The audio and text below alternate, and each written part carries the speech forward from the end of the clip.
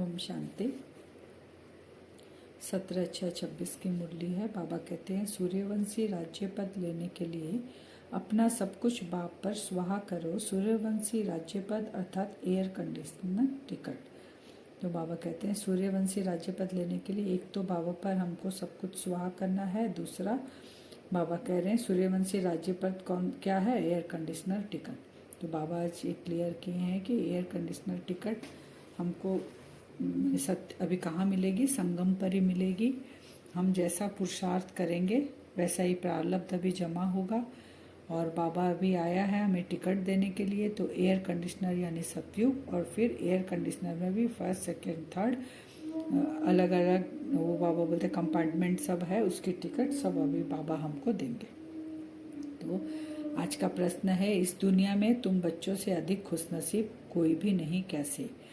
तुम बच्चों के सम्मुख बेहद का बाप, उनसे तुम्हें बेहद का वर्षा मिल रहा है। तुम इस समय बेहद बाप, टीचर और सतगुरु के बनकर उससे बेहद की प्राप्ति करते हो। दुनिया वाले तो उसे जानते भी नहीं, तो तुम्हारे जैसा खुशनसीब और हो कैसे सकते हैं और कोई।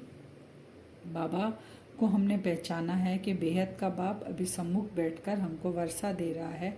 बाप के रूप में पालना, टीचर के रूप में हमको पढ़ा रहा है इतनी ऊंची पढ़ाई, और सतगुरु के रूप में वरदान दे रहे हैं। तो बाबा कहते कोई भी नहीं जानता है तो तुम कितने खुशनसीब हो जिसको 63 जन्म पुकारा और वो सम्मुख बैठा है। गीत भी आज का वही है, बड़ा खुशनसीब है हम जिसने भगवान को पहचान लिया। ओम शांति। ब्राह्मण कुलभूषण बच्चे जानते हैं कि अभी हम ब्राह्मण संप्रदाय के हैं, फिर देवीय संप्रदाय बनेंगे। बच्चों को बाप बैठ समझाते हैं, जबकि बेहद का बाप सम्मुख है और उससे बेहद का वर्षा मिल रहा है। बाकी और क्या चाहिए? तो कितने खुश नसीब हैं हम, बेहद का बाप हमारे सम्मुख है। भक्ति मार्ग में कब से चलता है यह कोई को पता नहीं। भक्ति मार्ग कब से चला? भक्ति मार्ग वाले भक्त भगवान को अथवा ब्राइट ग्रूम को याद करते हैं। भक्ति मार्ग कब से चला है? और भक्ति वाले बाबा कहते हैं भक्ति करने वाले सब सजनी है, मैं सबका साजन हूँ। पुकारते हैं जाने अनजाने, लेकिन मैं कौन हूँ, कैसा हूँ, वो नहीं पहचानते मुझे। तो उस नहीं जानने के कारण वो प्राप्ति भी उनको नहीं होती। इसलिए भक्ति में अल्पकाल की प्राप्ति होती है, नहीं तो याद कर ही कैसे सकते जिसको जाने नहीं। भगवान तो सबका बाप ठहरा। बच्चे बाप को याद कर रहे, परंतु पहचान बगैर याद करना सब व्यर्थ हो जाता है। इसलिए याद करने से कोई फायदा नहीं निकलता। याद करते कोई भी उस एम ऑब्जेक्ट को पाते नहीं। भगवान कौन है, उससे क्या मिलेगा, कुछ भी नहीं जानते। इतने सब बाबा कहते हैं धर्म जैसे क्राइस्ट है, बोध है आदि प्रेस्पेक्टर अथवा धर्म स्थापन करने वालों को उनके फॉलोअर्स याद करते हैं, परंतु उनको याद करने से हमको क्या मिलना है कुछ भी पता नहीं। अगर हम याद कर रहे हैं तो उनको क्या मिलेगा ये नहीं पता। और हम तो बाबा को जानते ही नहीं है, अपने साजन को जानते ही नहीं है, आत्मा सजनी। इससे तो जिस्मानी पढ़ाई अच्छी है, जिसमें कम से कम एम ऑब्जेक्ट तो है ना, कि वहाँ से कुछ सोर्स ऑफ इनकम है कि कमाई कर सकते हैं। जब टीचर सतगुरु बाप को ही नहीं जानते तो बाबा कहते हैं फिर प्राप्ति कैसे होगी। सत्यु की पूरी राजधानी बाबा कर रहे एयर कंडीशन है। फर्स्ट सेकंड थर्ड जो है वो चंद्रवंशी में आएंगे, उनको टिकट भी यहीं से लेना पड़ेगा, वो भी रिजर्वेशन टिकट लेना पड़ेगा, नहीं तो वहाँ पे कोई घुसने ही नहीं देगा सतयुग के अंदर। इसका मतलब पुरुषार्थ हमको करना है, बाबा को पहचानना है, श्रीमत अनुसार चलना है। जितना प्रारब्ध जमा करेंगे वहाँ पर हम पद पाएंगे। फिर बाबा कहते हैं भारत की महिमा गाई हुई है, सौदागर, रत्नागर, जादूगर, यह महिमा बाप की है न कि श्री कृष्ण की, क्योंकि बाबा ही सौदागर है। बाबा आकर हमसे सौदा करते हैं, पुराना कपन सब लेकर नया देते हैं हमें। रत्नागर है बाबा, रत्नों ज्ञान रतन हमको देते हैं। बाबा जादूगर है जो 1 सेकंड में हम बच्चों को मुक्ति, जीवन मुक्ति का वर्षा देते हैं। श्री कृष्ण बाबा कहते नहीं हो सकते। श्री कृष्ण भी अभी बाबा से वो वर्षा ले रहे हैं अपने श्री कृष्णी पद का। जो वो श्री कृष्ण बनेंगे सतयुग में, वो पुरुषार्थ वो अभी कर रही है वो आत्मा। वह भी बाबा का बना। कौन बना? श्री कृष्ण। प्रारब्ध कहाँ से पाई? यहीं से पाई वो भी। तब जाके वो श्री कृष्ण फिर राजगद्दी स्वयंवर के बाद लक्ष्मी नारायण बनते हैं। परंतु बाबा कहते हैं मैं भी ड्रामा में बंधा हुआ हूँ, ड्रामा अनुसार ही मेरे अंदर भी ड्रामा कब आना है मुझे। बाबा को कहते बाबा आप आए नहीं, इतने दिन से पुकारे, ऐसे उल्हाना देते हैं बच्चे। तो बाबा कहते मेरा भी ड्रामा में पार्ट है। शिव जयंती भी तुम मनाते हो ना, तो मेरा ड्रामा में संगम युग पर पाठ है। तब मैं इस शरीर का आधार लेकर मुख से आकर तुमसे बातें करता हूँ, तुमको ये ज्ञान सुनाता हूँ। गीता का उपदेश कितने आकर सुनाते गए, परंतु पढ़ने वाले और पढ़ाने वाले में बाबा कहते हैं कोई परिवर्तन नहीं आया। सिर्फ बाप को याद करो तुम, तब तुम में परिवर्तन आएगा, पढ़ने पढ़ाने से नहीं आएगा, क्योंकि एम ऑब्जेक्ट सामने नहीं है उनके। गृहस्थ व्यवहार में रहते बाबा कहते हैं कमल फूल समान रहना पड़ेगा तुमको, तब तुमको प्रारब्ध मिलेगी। विष्णु को फिर अलंकार दिखाते हैं, शंख दिखाते हैं, चक्र दिखाते हैं, गदा पद्म दिखाते हैं। तो ये सब निशानियां बाबा कहते हैं देवी देवताओं को दिखाते हैं, लेकिन असली में ये तुम्हारे हैं। लेकिन तुम पुरुषार्थ करते करते बाद में कभी जाकर शूद्र बन पड़ते हो, माया का वार हो जाता है, माया का थप्पड़ लग जाता है, माया चमाट मार देती है तुमको, मुंह फेर देती है, इसलिए ये अलंकार तुमको नहीं दिया जाता। शंख का मतलब होता है कि हमको ज्ञान की शंख ध्वनि करनी है। पद्म का होता है कि कमल फूल समान घर गृहस्थी में रहना है। गदा का होता है कि पांचों विकारों के ऊपर हमने विजय पाई। और एक सेकंड, फिर बाबा कहते 1 सेकंड में जीवन मुक्ति पाते हैं, लेकिन माया सेकंड में जीवन मुक्ति को खत्म कर देती है, ऐसा प्रवेश कर जाती है, बच्चों को पकड़ लेती है। और गफलत जैसे ही देखा कहाँ गफलत करे या बस वहीं पर झट पकड़ लेती है आकर और मुंह भी फिरा देती है। फिर बाबा कहते हैं कि तुम बच्चों की बुद्धि में बैठ जाता है, बस अब नया मकान तैयार होगा। जिन बच्चों की बुद्धि में यह बैठ जाए कि बाबा आकर हमें हथेली पर स्वर्ग लेकर आए और हमारा नया घर बनने ही वाला है, ये छिछी दुनिया से हमको ममत्व मिटाना है और जड़ जड़ीभूत दुनिया, तमो प्रधान दुनिया, बाबा कहते मुंह फेरना अपने नए घर की ओर। जैसे यहाँ असली में भी अगर किसी मनुष्य आत्मा का पुराने घर में रहते और नया बनता तो उनकी बुद्धि नए की ओर रहती है, वैसे हमको भी अपनी बुद्धि सत्युग की ओर लगानी चाहिए। तो बाबा कहते हैं लाडले बच्चे आत्माओं से बात करते हैं, इन आंखों द्वारा तुम बच्चों को देख रहे हैं। बाबा किसके? प्रजापिता ब्रह्मा कुमार, प्रजापिता ब्रह्मा के अंदर आके बाबा उनकी आंखों से हमें देख रहे हैं, उनके मुख से हमें ये बाबा ज्ञान सुना रहे हैं, नॉलेज दे रहे हैं। ऐसे नहीं मैं ठीक कर दूंगा सब कुछ, किसी की बीमारी हुई या किसी का ऑपरेशन है तो मैं छुड़ा दूंगा। बाबा बोलते ये तो कर्म भोग है, तो भोगना ही है, तुम्हारे ऊपर तो बोझा बहुत है, क्योंकि तुम सबसे पुराने हो, क्योंकि देवी कुल की आत्मा ही 84 जन्म लेती है। तो बाबा कहते हैं तुमको ही सबसे ज़्यादा तकलीफ भी आती है, लेकिन बाबा मिलने के कारण वो भोग हमारे कर्म योग से हम चुकतू कर लेते हैं। और जो जिनको बाबा की पहचान नहीं है उनको कर्म भोग से उनको चुकतू करना पड़ता है। अब बाप कहते हैं अशरीरी भव, ऐसे नहीं कि प्राणायाम आदि चढ़ाना, नहीं समझना है मैं आत्मा अविनाशी हूँ, मेरी आत्मा में 84 जन्मों का पाठ भरा हुआ है। बाप खुद कहते हैं मेरी आत्मा भी जो एक्ट करती है वह सब पाठ भरा हुआ, उस अनुसार आकर ही मैं एक्ट करता हूँ। लेकिन बाबा कहते जो ज्ञान का रस ही नहीं लिए, जो ज्ञान को जानते ही नहीं है, उनको ये रस या अतीन्द्रिय सुख कैसे पता चलेगा? उनको तो नहीं पता चलेगा। जैसे बाबा कहते शराब जिसने टेस्ट ही नहीं की उसको क्या पता कैसा टेस्ट है, तो वैसे ज्ञान का भी उसको नहीं पता चलेगा। बाबा कहते मैं ही सर्वोदया लीडर हूँ, सबके ऊपर आकर मैं दया करता हूँ, सारी आत्माओं के ऊपर आके मैं दया करता हूँ, और कोई भी नहीं जो दूसरी सारी आत्माओं पर आकर रहम कर सके। मैं पिता हूँ, मुझे ही आकर सब पर रहम करना पड़ता है, दुख से छुड़ाना पड़ता है। सतयुग में बाबा कहते हैं कोई मच्छर मक्खी गंद करने वाली चीज़ वहाँ पर होगी ही नहीं, वहाँ पे लॉ ही नहीं है कि वहाँ पर वो आ सकती है, घुस ही नहीं सकती वहाँ पर। और जो सूक्ष्म वतन में तुम सुबीर से सब पीते हो, ये सब बाबा कहते साक्षात्कार होता है तुमको सूक्ष्म वतन का। गीत भी बड़ा फर्स्ट क्लास है, हमने सुना ना, हम खुश नसीब आत्मा है, परमात्मा को हमने पहचाना है, शिव बाबा हमारे सम्मुख बैठा है, बैकुंठ हथेली पर लेकर है, तो हम कितने खुश नसीब आत्माएं हैं। मम्मा का है आज की मातेश्वरी जी के अनमोल महावाक्य कि मनुष्य लोक, देवलोक और भूत प्रेत की दुनिया का विस्तार। बहुत मनुष्य प्रश्न करते हैं यह जो अशुद्ध जीव आत्माएं हैं जिनको घोष्ट कहा जाता है, यह सच है या कल्पना है अथवा वहम है। उस पर आज स्पष्ट समझाया जाता है कि मनुष्य आत्मा जब विकर्म करती है तो उनको अनेक प्रकार की सजाएं भोगनी अवश्य पड़ती है, और भोगनी भी मनुष्य जन्म में है, न कि जानवर, पक्षी और पशु योनि में। मम्मा ने क्लियर किया, जैसी मनुष्य आत्माएं हैं वो मनुष्य ही बनते हैं, और जो कर्म अगर उन्होंने गलत किया है तो वो भोगना भी मनुष्य जन्म में ही पड़ेगा। जैसे देखते हैं ना, रास्ते में चलते हैं, एक रास्ते पे सोए रहते हैं मनुष्य आत्माएं, क्योंकि वो भोगना ही हुई ना, उसी डिब्बे से जानवर भी खा रहे हैं, वो भी निकाल के खा रहे हैं, तो क्या हुआ, भोगना उनका जानवर जैसा हुआ, लेकिन जीवन उनका मनुष्य का ही है। वही मम्मा क्लियर कर रहे हैं। तो दुख सुख भोगने की महसूसता मनुष्य में जास्ती है, न कि जानवरों में। इस सृष्टि खेल में मुख्य पार्ट मनुष्य का है, ये जानवर पक्षी आदि तो जैसे सृष्टि ड्रामा की शोभा है। सारे कल्प के अंदर सतयुग आदि से कलयुग अंत तक मनुष्य आत्माओं के 84 जन्म है, बाकी ये 84 लाख तो जानवर पक्षी आदि की वैरायटी हो सकती है।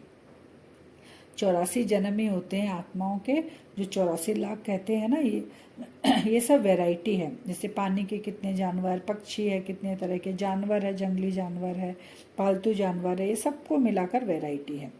अब यह सब राज परमात्मा बगैर कोई नहीं समझा सकता। आत्माओं का निवास स्थान ब्रह्म तत्व है, अर्थात निराकारी दुनिया है। बाकी इन जानवरों की आत्माएं ब्रह्म तत्व में नहीं जा सकती है, वह इस आकाश तत्व के अंदर ही पार्ट बजाती है। उनका भी मर्ज इमर्ज का और सतो रजो तमो में आने का पार्ट होता है। जैसे हम मनुष्य आत्माओं का पार्ट है, वैसे उनका भी पार्ट है, उनको भी कर्म भोग की सजा मिलती है, सतो रजो तमो में वो भी आती है, लेकिन वो ब्रह्म महातत्व में हमारे साथ परम धाम में वो नहीं रहती, उनका रहने का स्थान अलग होता है। तो फिर मम्मा कहते हैं कि इतना विस्तार में हम क्यों जाएं, अपनी आत्मा का कल्याण करें ना, और मन मना भाव रहे, बाबा से योग लगाए। अब आते हैं मनुष्य आत्मा पर, कि जो आत्माएं अशुद्ध कर्म करने से विकर्म बनाती है, वो अपने अशुद्ध संस्कार मनुष्य जन्म मरण के चक्र में आए आदि मध्य अंत अर्थात मरने के समय अपने किए हुए विकर्मों का साक्षात्कार पाए सूक्ष्म में सजा भुगतती है। जो मनुष्य आत्माएं विकर्म करती है वो कैसे सजा भुगतती है, जब उसका अंतिम समय आता है तो वो उसको साक्षात्कार होता है कि हमने क्या क्या गफलत की है, कहाँ कहाँ विकर्म किया है, तो सूक्ष्म रूप में उसको सजाएं भोगनी पड़ती है। मम्मा कहती है थोड़े समय में ही अनेक जन्मों का दुख उसको महसूस होता है, फिर शरीर छोड़कर जाकर गर्भ जेल में भी फिर उसको दुख भोगना पड़ता है, क्योंकि संस्कार ऐसा लेकर गई है। फिर जिन माता पिता के जन्म लेती है, कुछ वहाँ जाकर उसको सुख दुख का पाठ भोग कर उसका जो भोगना होती है वो कंप्लीट होती है। परंतु कोई कोई आत्मा को जल्दी शरीर नहीं मिलता, वह आकारी रूप में इस आकाश तत्व के अंदर घोष्ट बन भटकती रहती है। उनको शरीर नहीं मिला तो वो अब क्या करेगी, सूक्ष्म शरीर के साथ वो आत्मा भटकती रहती। तो यह भी एक सजा है, क्योंकि उसकी भोगना ज़्यादा है, उसने गलत काम ज़्यादा किया, अर्थात भोगना है। अब वो अशुद्ध आत्मा क्या करेगी, जिसके साथ हिसाब किताब है उसमें प्रवेश करेगी, उसको मारेगी भी, पीटेगी भी, दुख भी देगी। तो जब वो उस आत्मा को देती है तो उसको भी वो महसूस होता है दुख।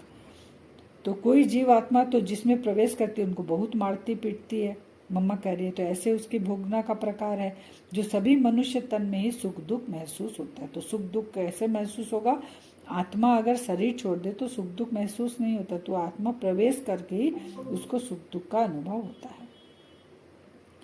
अब है वरदान आज का। स्वस्थिति द्वारा सर्व परिस्थितियों का सामना करने वाले अव्यक्त स्थिति के अभ्यासी भव। कैसे अव्यक्त स्थिति के अभ्यासी बनेंगे हम, स्वस्थिति द्वारा।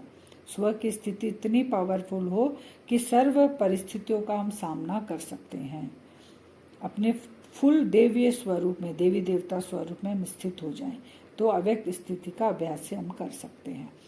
जब अव्यक्त स्थिति के अभ्यास की आदत बन जाएगी, तब स्व स्थिति द्वारा हर परिस्थिति का सामना कर सकेंगे, और यह आदत अदालत में जाने से बचा देगी। इसलिए इस अभ्यास को जब नेचुरल और नेचर बनाओ, तब नेचुरल कैलेमिटीज हो, क्योंकि जब सामना करने वाले स्व स्थिति से हर परिस्थिति को पार करने की शक्ति धारण कर लेंगे, तब पर्दा खुलेगा। इसके लिए पुरानी आदतों से, पुराने संस्कारों से, पुरानी बातों से पूरा वैराग्य चाहिए।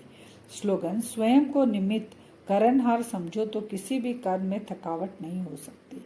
निमित्त है तो बोझ तो सारा बाबा का है, तो थकावट क्यों होगी। फिर आज के अव्यक्त इशारे। सदा हर्षित रहने के लिए अपने नेचर को सरल बनाओ, सहनशील बनाओ। बाप दादा को सबसे प्यारे साफ दिल वाले बच्चे वाले बच्चे हैं। बाप दादा को सबसे प्यारे कौन है? साफ दिल वाले बच्चे। साफ दिल सदा बाप दादा के दिल तक नसीन है। और क्या है वो? बाबा के दिल में है। वे वृत्ति में, दृष्टि में, बोल में, संबंध संपर्क में सरल और स्पष्ट एक समान दिखाई देते हैं। हर सिचुएशन में कैसे दिखेंगे? स्पष्ट और एक समान। सरलता की निशानी है दिल, दिमाग, बोल एक समान। सरलता यानी जो सोच रहे हैं, जो बोल रहे हैं, जो कर रहे हैं एक समान। दिल में एक, बोल में दूसरा, ये सरलता की निशानी नहीं।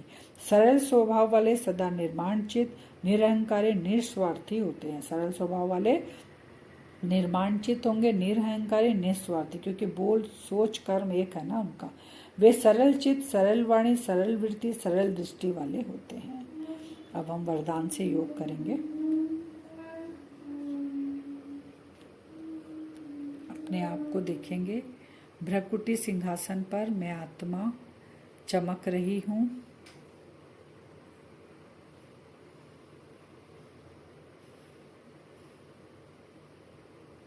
बाबा का आह्वान करेंगे अपने पास। बाबा, आप कुछ क्षणों के लिए अपने इस बच्चे के पास सम्मुख आकर बैठें। बाप दादा का आह्वान करेंगे। जहाँ हम बैठे हैं देखें, सामने बाप दादा आकर बैठ गए। फरिश्ताई स्वरूप बाप दादा का चमकता हुआ फरिश्ता बाप दादा का स्वरूप इतना सुंदर लग रहा है, उसको विजुअलाइज करें। बाबा बाप दादा सामने आकर बैठ गए फरिश्ता स्वरूप में। भ्रकुटी में शिव बाबा बैठे हैं, हम सामने बैठे हैं। मुझ आत्मा को भी फॉलो फादर कर ऐसा ही पावरफुल फरिश्ते स्वरूप में अव्यक्त स्थिति में स्थित होना है। बाबा को देखेंगे, बाबा की दोनों आंखों से और भ्रकुटी से पावरफुल किरणें निकलकर मुझ आत्मा के भ्रकुटी पे और दोनों आंखों के द्वारा प्रवेश कर रही है।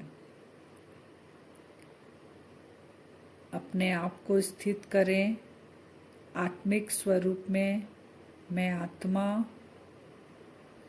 मुझ आत्मा का बाबा के साथ सारे संबंध और कहीं भी संकल्प नहीं जाए, केवल एक दृढ़ संकल्प, मैं आत्मा बाबा की और बाबा मेरा, इस स्थिति में स्थित हो जाएं। बाबा देखें, एक हाथ उठाकर बाप दादा सर के ऊपर रख रहे हैं हमारे। एक हाथ बाबा ने पकड़ा है और बाबा पावरफुल दृष्टि दे रहे हैं। मैं आत्मा भी अपने अव्यक्त स्थिति में स्थित होती जा रही हूँ। सूक्ष्म शरीर धारण कर रही हूँ। धीरे धीरे सूक्ष्म शरीर को धारण करता हुआ देखें। ऊपर का हिस्सा, सर का हिस्सा फरिश्ते स्वरूप में कन्वर्ट हो रहा है धीरे धीरे। मैं आत्मा अपने आत्मिक स्थिति में स्थित हूँ। साकार से अव्यक्त स्थिति में कन्वर्ट हो रहे हैं हम।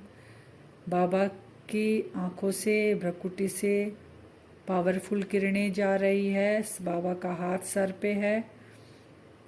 सिर का हिस्सा फरिश्ताई स्वरूप लाइट की बॉडी बन गया। धीरे धीरे बाबा के हाथ से वो एनर्जी निकल रही है हाथों से। देखें, हाथ, पेट, पाँव, नीचे तक पूरी लाइट की बॉडी अव्यक्त स्थिति में स्थित हो गई। मैं आत्मा, बस मैं और मेरा बाबा।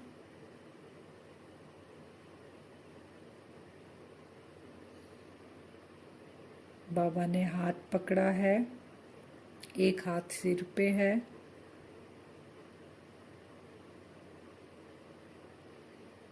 मुझ आत्मा के लिए कोई भी कार्य ऐसा नहीं जो मैं नहीं कर सकता।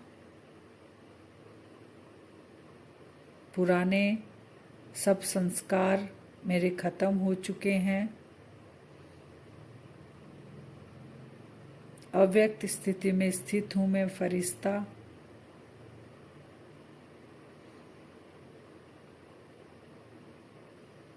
कोई भी परिस्थिति मुझे टच भी नहीं कर सकती, क्योंकि साकार इस देह के संबंध, पुराने लगाव झुकाव सबसे डिटैच हूं मैं फरिश्ता। मेरा पांव फर्श से ऊपर है। इस दुनिया की कोई भी बात मुझे टच भी नहीं कर सकती। ये स्थिति हम आज बार बार करेंगे। बाबा से एनर्जी लेंगे, बाप दादा को बुलाएंगे। बाबा भी फरिश्ताई स्वरूप में है, शिव बाबा भ्रकुटी में है। मैं आत्मा भी अपने अव्यक्त स्थिति में फरिश्ता स्वरूप में, फर्श से ऊपर स्थिति, यहाँ का कोई भी मुझे टच भी नहीं कर सकता। इस वाइब्रेशन के साथ सारा दिन कार्य व्यवहार में आएंगे। कोई भी कार्य करेंगे, ये संकल्प देंगे, मैं इस धरती का नहीं हूँ, मैं फरिश्ता अपने सूक्ष्म शरीर के द्वारा सारे कार्य कर रहा हूँ। ये बार बार पक्का करेंगे। ओम शांति।